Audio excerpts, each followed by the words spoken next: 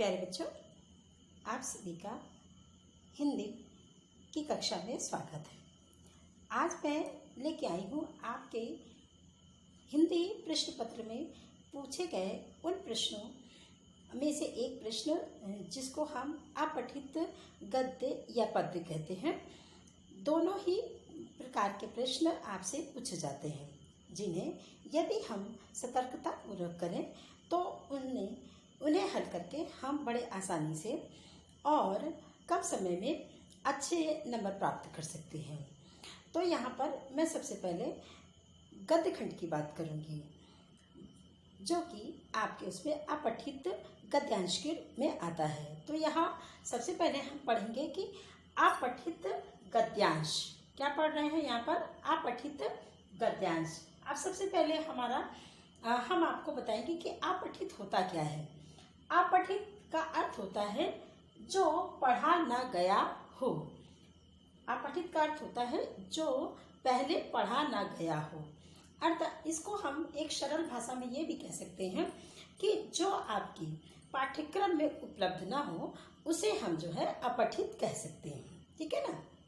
आगे ये अपठित गद्यांश और पद्यांश दो तरह के प्रश्न आते हैं, जिसमें हम आज गद्यांश पे बात करते हैं। तो गद्यांश का अर्थ हम समझने के लिए हम क्या कहेंगे कि गद्यांश का अर्थ होता है गद्य का अंश। अर्थात जो आपके प्रश्न पत्र में छोटा सा एक गद्य खंड दिया होता है उसे हम गद्यांश कहेंगे। अब इस प्रकार के प्रश्नों को हल करते समय सबसे पहले हमें जो ध्यान देने योग्य बातें हैं उन पर हम एक बार चर्चा करेंगे।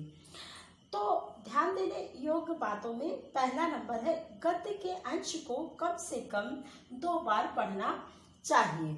यानी कि जो गद्य खंड आपके प्रश्न पत्र में आया हो या फिर आपको जो हल करने के लिए मिला हो उसे हम कम से कम 2 बार और अपने हाथ में ली हुई पेंसिल या पेन से एक एक शब्दों का हम वाचन करेंगे या हम उन्हें पढ़ेंगे। पढ़ने से क्या होता है कि हम उसके उद्देश्य को अर्थात जो उसमें भाव निहित है उसे बहुत अच्छे से समझ सकते हैं।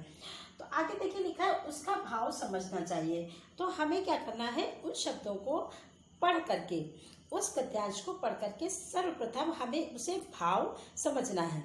उसका भाव है, उसमें लेखक क्या कहना चाहता है इसको समझना है। यदि हम ये समझ जाते हैं तो हम किसी भी प्रकार का गद्यांशों या पद्यांशों सभी को हल कर सकते हैं। दूसरी बात है पूछे गए प्रश्नों के उत्तर गद्यांश पर ही आधारित एवं सरल भाषा में हो। अर्थात जो गद्यांश अर्थात गद्य खंड आपके प्रश्न पत्र में या फिर आपको अभ्यास प्रश्न में दिया गया हो तो आप वहाँ पर क्या करें कि सबसे पहले जो गद्यांश है उसे बहुत अच्छे से पढ़ लीजिए और फिर जो नीचे प्रश्न दिए हुए हैं उनके उत्तर आप उसी गद्य खंड पे ही आधारित आपको उत्तर लिखना है। कभी कभी ऐसा होता है कि हम लोग जब कॉपियाँ पीछे करते हैं तो बच्चे क्या करते हैं अपनी भाषा को उसमें समावेशित कर देते हैं, जिससे कि उत्तर जो है वो निराधार हो जाता है और आपके गद्य खंड से अलग हो जाता है और उस प्रश्न को हम सब काटने में मजबूर हो जाते हैं। इसलिए हमें ये कोशिश करना है कि जो जितने भी उत्तर हो वो गद्य खंड पर ही अर्थात जो गद्यांश आप के प्रश्न पत्र पे या अभ्यास के लिए आप कर रहे हो उसी पर आधारित हो। तीसरी बात है कि उसकी भाषा सरल हो। अर्थात हमें बहुत ज़्यादा कठिन शब्दों का प्रयोग नहीं करना, हमें बहुत ही सरल भाषा में और अपने विचारों से अवगत करा देना है। इससे क्या होगा कि एक तो आपको लिखने में आसानी होगी, दूसरा जो कॉपी की आपकी चेकिंग कर रहा है या जांच कर रहा है तो उसे समझ में आएगा कि आप क्या लिखना चाहते हैं। तीसरी बात है यहाँ पर चौथी बात में ध्यान देंगे कि उत्तर लिखते समय निराधार बातें ना लिखें। अर्थात जो आपके गद्य खंड में नहीं है उन्हें वहाँ पर अनावश्यक जोड़ने की जरूरत नहीं है। इससे बात आपकी उलझती जाएगी, आप स्पष्ट कुछ नहीं कर पाएंगे। आगे है पांचवी बात कि उत्तर संक्षिप्त में होना चाहिए।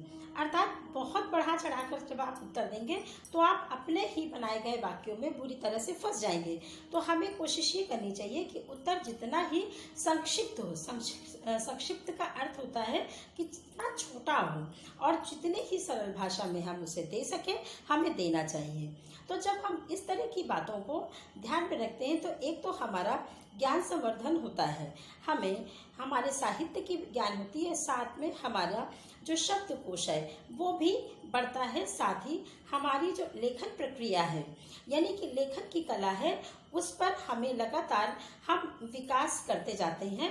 इस तरह से अपठित गद्य को हल करते हुए हमें ये उपलब्धियां प्राप्त होती हैं।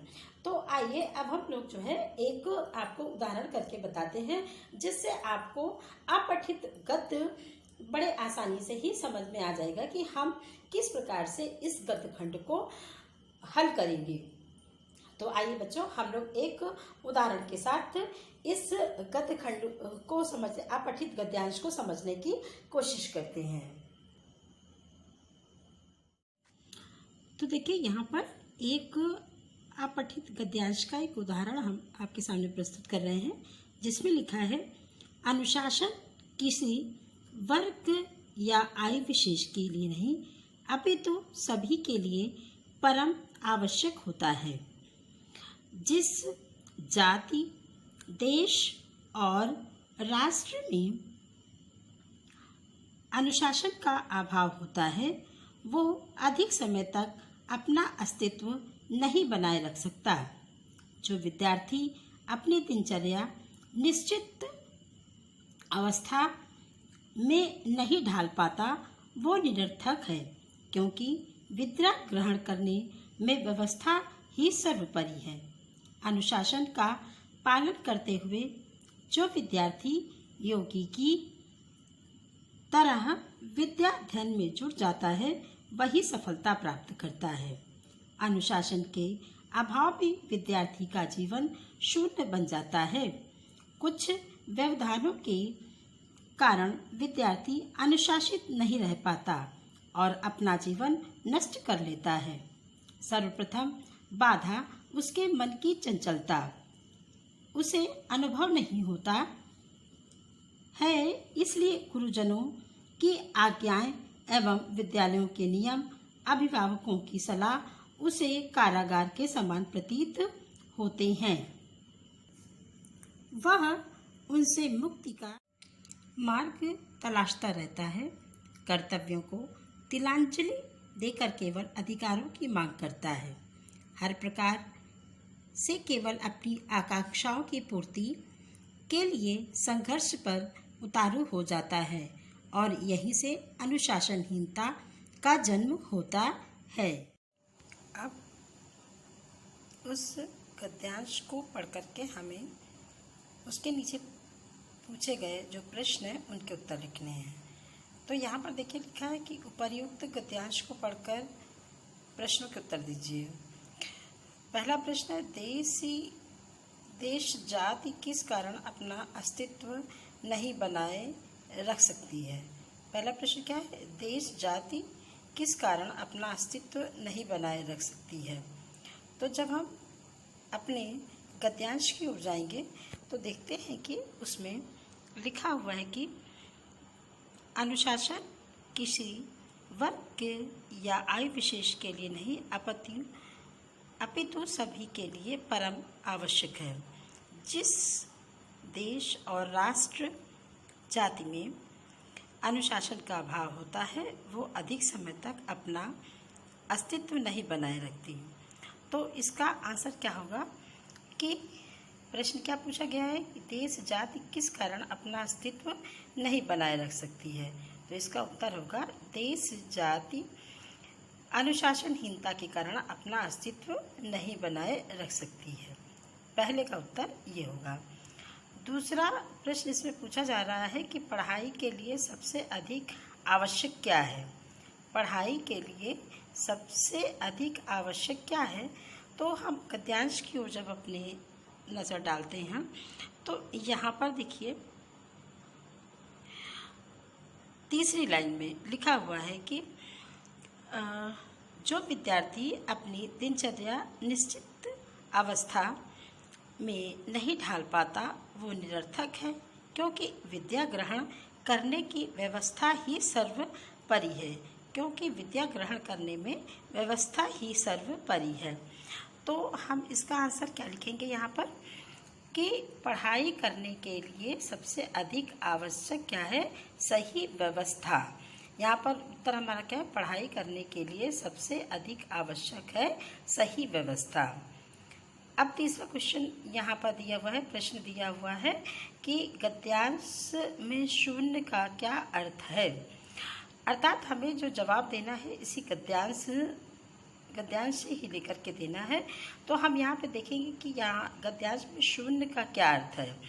तो जब हम इसको पढ़ेंगे तो यहाँ पर हमको मिल पाएगा कि अनुशासन के अभाव में विद्यार्थी का जीवन शून्य बन जाता है। ये देखिए चौथी लाइन में, आप देखिए ऊपर से चौथी लाइन में लिखा हुआ है ना कि अनुशासन के अभाव में विद्यार्थी का जीवन शून्य बन जाता है। तो हमारे प्रश्न नंबर 3 का उत्तर क्या होगा कि गद्यांश में शून्य का अर्थ असफल होना है। गद्यांश में शून्य का अर्थ असफल होना है। वहीं पर घ नंबर पे जो प्रश्न पूछा गया है उसमें लिखा है कि कारागार शब्द का अर्थ है और आगे डैश बना दिया गया है। तो हमें इसका अर्थ लिखना है। तो कारागार शब्द का अर्थ क्या होगा? जेल खाना, है ना, जहाँ पर कैदी रखे जाते हैं वो होगा। अंका जो प्रश्न है यानी कि 5वां जो प्रश्न है उसमें पूछा गया है कि विद्यार्थी जीवन में अनुशासनहीनता का क्या कारण है। विद्यार्थी जीवन में अनुशासनहीनता का क्या कारण है। तो हम अपने गद्य खंड में जब हम एक नज़र डालते हैं तो उसमें लिखा हुआ है कि कुछ व्यवधानों के कारण विद्यार्थी अनुशासित नहीं रह पाता और अपना जीवन नष्ट कर लेता है। सर्वप्रथम बाधा है उसके मन की चंचलता। तो यहाँ पर जो हमारा प्रश्न नंबर 5 है तो उसका उत्तर जो होगा वो क्या है? विद्यार्थी जीवन में अनुशासनहीनता का कारण क्या चीज़ है? मन की चंचलता। विद्यार्थी जीवन में अनुशासनहीनता का कारण है मन की चंचलता। अब उसके बाद जब हम इस पूरे गद्यांश पे नज़र डालते हैं तो देखते हैं कि अनुशासन के ऊपर ही सब कुछ बताया गया है। तो इसका मतलब कि जो भाव है यहाँ पर वो क्या है? अनुशासन से संबंधित है। इस कारण से जब हम प्रश्न नंबर 6 की ओर अर्थात चा की ओर जाते हैं तो उसमें लिखा है गद्यांश का उपयुक्त शीर्षक क्या है। तो हम लिखेंगे इसमें गद्यांश का उपयुक्त शीर्षक अनुशासन की महत्ता या अनुशासन है। तो इस प्रकार हम अपठित गद्य को हल करते हैं और अपनी मस्तिष्क यानी बोधात्मक ज्ञान को बढ़ाते हैं। धन्यवाद।